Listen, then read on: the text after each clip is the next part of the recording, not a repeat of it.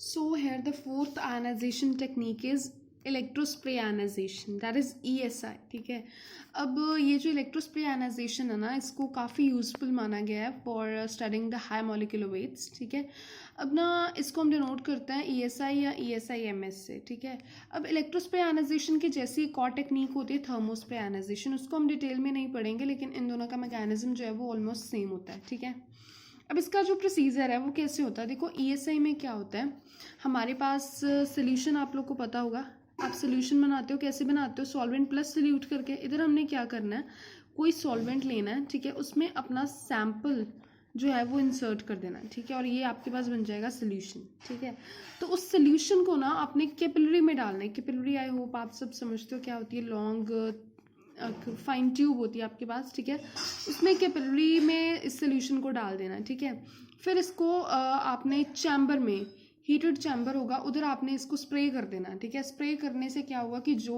Capillary के अंदर आपके सैंपल मॉलिक्यूल्स है ना, जो आप सोल्यूट में डिस्पर्स किए हैं, ठीक है, सॉरी सॉल्वेंट में डिस्पर्स किए हैं, वो क्या हो जाएंगे, एक्सपेल्ड आउट हो जाएंगे. और एक्सपेल्ड आउट क्योंकि हीटेड चैम्बर में हो रहा है तो उनकी आयनाइजेशन हो जाएगी उधर.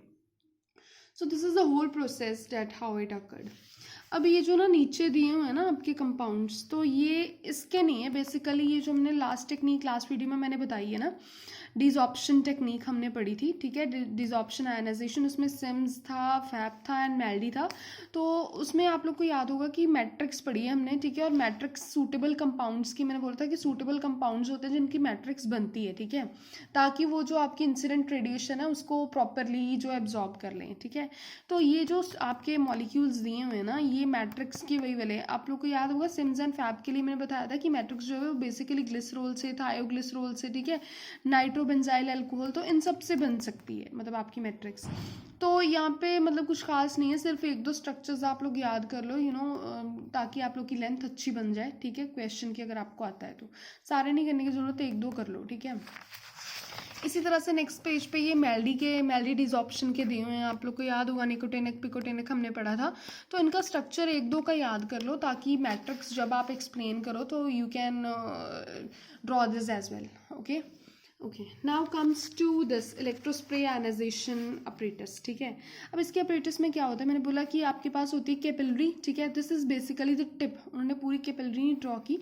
कैपिलरी के अपर साइड भी होगा, नीचे वाली साइड भी होगी. This is your whole capillary. ठीक है, दिस इज सो ये आपका सारा हीटेड चैम्बर है. इसमें से ये वाला पोर्शन इतना इंपॉर्टेंट नहीं है, ये आपको चाहे आप बनाओ चाहे ना बनाओ, डजंट मैटर.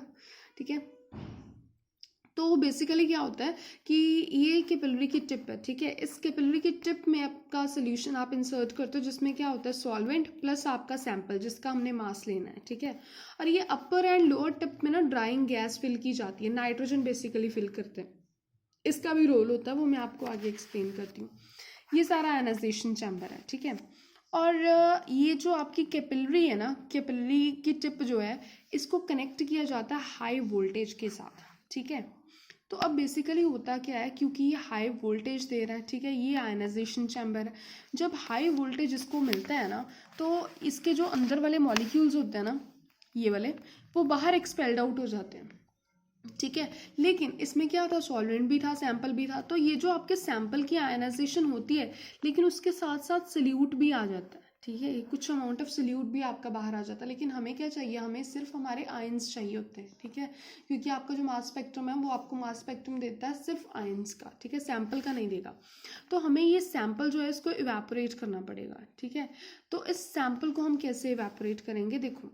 अच्छा, और एक चीज़ और मैं यहाँ पे बतानी चाहूँगी, यहाँ पे ऑक्सीडेशन लिखी हुई, यहाँ पे रिडक्शन लिखी है. ठीक है, तो इसको कंफ्यूज नहीं होना. देखो यहाँ पे हमें क्या चाहिए होता है, हमारे केटाइंस बेसिकली चाहिए होते हैं हमें. ठीक है, तो यहाँ पे आप लोग देख सकते हो बैटरी का पॉजिटिव एंड कनेक्टेड है. ठीक है, तो यहाँ से जो नेगेटिव आएगा ना वो इधर अट्रैक्ट हो जाएगा. ठीक है, और जब आपका लॉस, इधर इलेक्ट्रॉन्स निकल गए, मतलब लॉस ऑफ इलेक्ट्रॉन्स हो गया. लॉस ऑफ इलेक्ट्रॉन कौन सा प्रोसेस होता है, ऑक्सीडेशन. ठीक है, तो ये जो इलेक्ट्रॉन्स इधर से लॉस हुए ऑक्सीडेशन करके, वो इधर मूव करते करते इधर जाएंगे. तो जिधर गेन ऑफ इलेक्ट्रॉन होता है उधर क्या होता है, रिडक्शन होता है. ठीक है, ये इलेक्ट्रॉन्स आपके सेपरेट रहेंगे. ठीक है, अच्छा, अब इसको बेसिकली हम लोग कैसे इवेपोरेट करेंगे. ठीक है, नाउ कम्स टू दिस.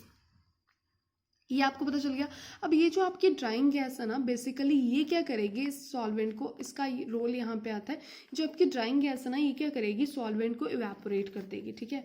जब ड्राइंग गैस ने सॉल्वेंट को इवेपोरेट कर दिया तो हमारे पास बचा क्या, ओनली पॉजिटिव चार्ज केटाइंस, ठीक है, जो किधर जाएंगे, मास एनालाइजर की तरफ जाएंगे और डिटेक्टर उनको डिटेक्ट करके मास स्पेक्ट्रम दे देगा इन पॉजिटिव केटाइंस का, ठीक है।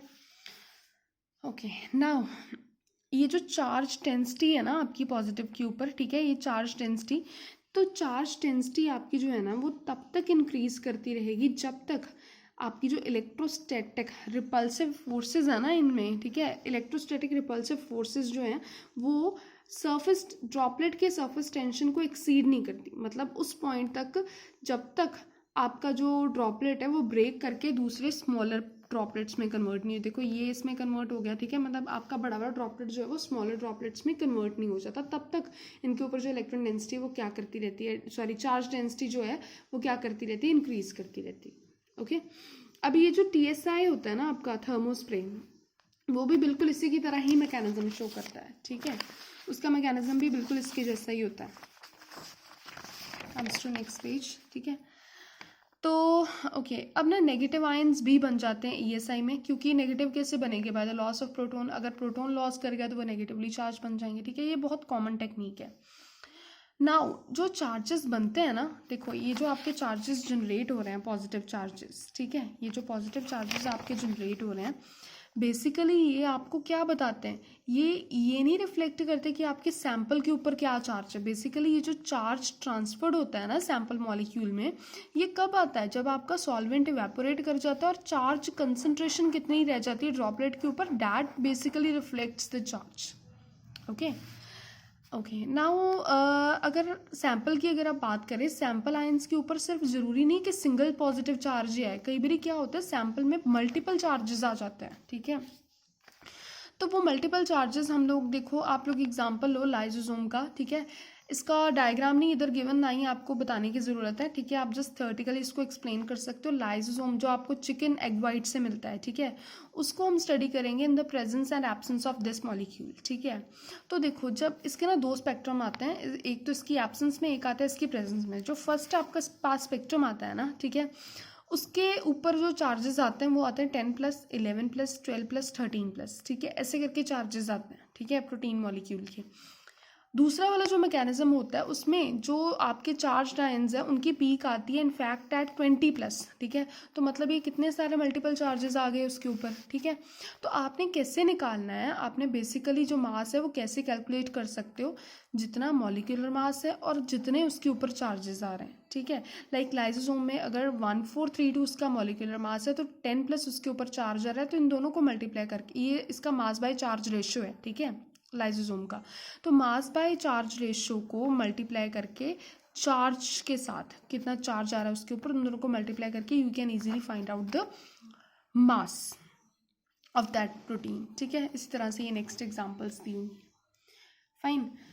ओके, नाउ ये जो आपकी इलेक्ट्रॉन स्प्रे आयनाइजेशन टेक्निक है ना, ये सिर्फ लार्ज बायोमॉलिक्यूल्स का या लार्ज मॉलिक्यूल्स का ही मास स्पेक्ट्रम नहीं एक्सप्लेन करती, बल्कि बहुत सारे स्मॉल मॉलिक्यूल्स का भी ये मास स्पेक्ट्रम बड़ी इजीली दे देती है, इनफैक्ट जिनकी रेंज 100 to 1500 तक होती है, ठीक है, तो उनका भी मास स्पेक्ट्रम बहुत accurately you can easily determine from this technique ESIMS, ठीक है।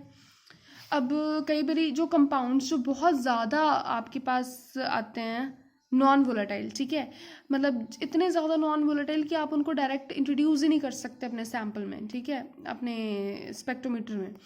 तो कई कंपाउंड्स होते हैं जो बहुत ज़्यादा पोलर होते हैं, ठीक है, या फिर थर्मली लेबाइल होते हैं, तो उनको भी आप इस टेक्निक से ईजिली इंट्रोड्यूस करके अपनी आयनाइजेशन करवा के अपना स्पेक्ट्रम जो है वो ले सकते हो, ठीक है। तो ये टेक्निक सारी टेक्निक से जो है काफ़ी हद तक यूज़फुल है। बाकी डिपेंड्स अपॉन कंडीशन कि किस तरह का आपके पास मॉलिक्यूल, अगर आपके पास स्मॉल मॉलिक्यूल है, जैसे हमने क्लास में सिर्फ इलेक्ट्रॉन आयनाइजेशन ही डिस्कस की है, ठीक है, तो क्योंकि वो हमारे स्मॉल मॉलिक्यूल्स होते हैं, हमने किसी प्रोटीन का किसी लिपिड का, ठीक है, हमने पढ़ा ही नहीं है मास स्पेक्ट्रम, क्योंकि आपके सिलेबस में नहीं है, तो इसलिए उन टेक्निक्स के लिए इलेक्ट्रॉन आयनाइजेशन या केमिकल आयनाइजेशन ही परफेक्ट रहती है, ठीक है, क्योंकि वो स्मॉलर मॉलिक्यूल्स हैं। ये जो दो टेक्निक्स हैं ये लार्जर मॉलिक्यूल्स के लिए होती है। Okay, thank you.